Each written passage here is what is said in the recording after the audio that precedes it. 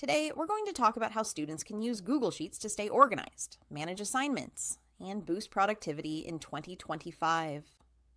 Google Sheets is more than just a tool for numbers. It's a versatile platform that can help you track grades, plan projects, and collaborate with classmates efficiently. First, use Google Sheets to organize your assignments and deadlines. Create a simple table with columns for subject, task, due date, and status. You can use conditional formatting to highlight overdue tasks or upcoming deadlines, helping you stay on top of your work without missing anything important. Next, Google Sheets is great for tracking grades and progress. Input your scores for each subject and use formulas like average to calculate your overall performance. This makes it easy to identify areas where you need improvement and stay motivated throughout the semester.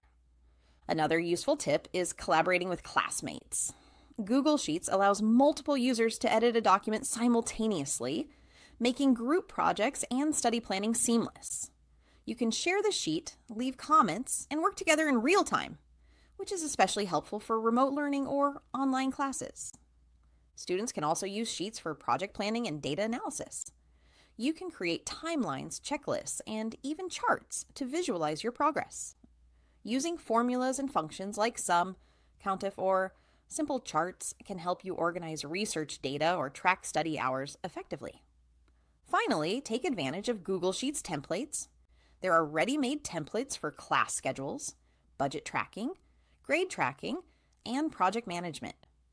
These templates save time and give you a professional layout without having to start from scratch.